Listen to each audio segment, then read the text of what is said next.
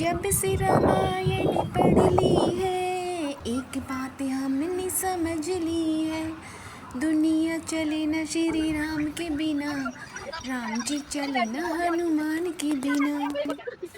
तो आप सबको आज हनुमान जयंती यानी बजरंग बली के जन्मोत्सव की हार्दिक शुभकामनाएं।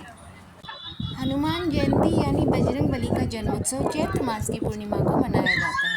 हनुमान जी को रुद्र अवतार भी माना जाता है। उनका जन्म चैत्र मास की पूर्णिमा को मंगलवार को हुआ था, इसलिए मंगलवार का दिन हनुमान जी को समर्पित है। इस दिन हनुमान जी की पूजा अर्चना करने और व्रत रखने से उनकी अपार कृपा प्राप्त होती है। हनुमान जी के पिता वानरराज केसरी और माता अंजनी हैं। उनके जन्म के बारे में कहा जाता है, एक बार अयोध्या के राजा दशरथ पुत्रेष्टि हवन कर रहे थे। ये हवन पुत्र प्राप्ति के लिए था। हवन के बाद प्रसाद रूप में खीर तीनों रानियों में बांट दी गई और तभी वहाँ पर एक चील आ गई और खीर का कुछ भाग अपने साथ ले गई और वहाँ पर गई जहाँ अंजनी माता तपस्या कर रही थी। ये सब भगवान शिव और वायुदेव की इच्छा के अनुसार हो रहा था। तपस्या करती हुई अंजना माँ के हाथ जब खीर आई तो उन्होंने भगवान शिव का प्रसाद समझ उसे ग्रहण कर लिया और इसी प्रसाद की वजह से हनुमान जी का जन्म हुआ।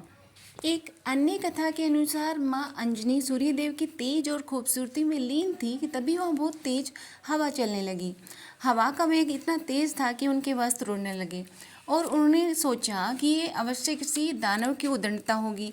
वो क्रोधित होकर बोली कि ये कौन अभद्र है जो मेरे जैसी एक पतिव्रता स्त्री का अपमान करने की चेष्टा कर रहा है। उसी समय पवनदेव का वहाँ पर प्रकट होना हुआ और उन्होंने क्षमा मांगते हुए वो कहने लगे, देवी मुझे माफ़ कर दें और शांत हो जाएं।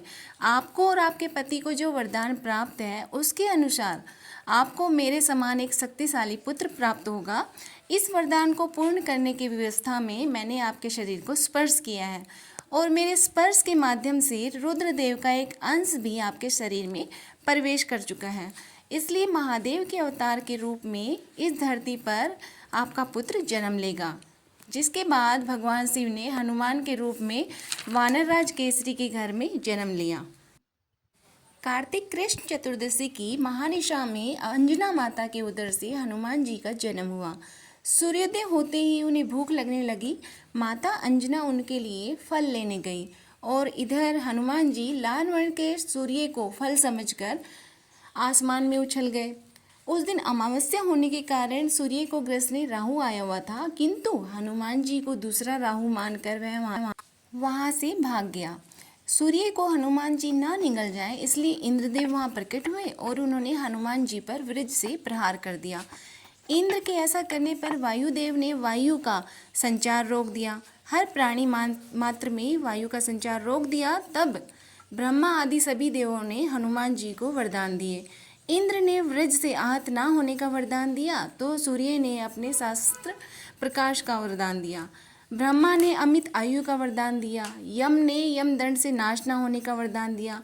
इस प्रकार हर देवी देवता ने उनको वरदान दिया और हनुमान जी की पूजा अर्चना श्री रामचंद्र जी के साथ होने का वरदान दिया। आज हनुमान जयंती पर हनुमान जी की पूजा करना और ओम हनुमंते नमः का जाप करना अति शुभ फलदायी होता है। हनुमान चालीसा का पाठ करना जीवन के सभी संकटों, रोग, दोष और मुसीबतों का सामना करने की शक्ति देता है। तो ये थी हनुमान जी के विशाल स्वरूप की जन्म की छोटी सी जानकारी। और इस जानकारी को देते हुए यदि मुझसे कोई गलती हुई हो, भूल हुई हो तो मैं क्षमा प्रार्थी हूँ।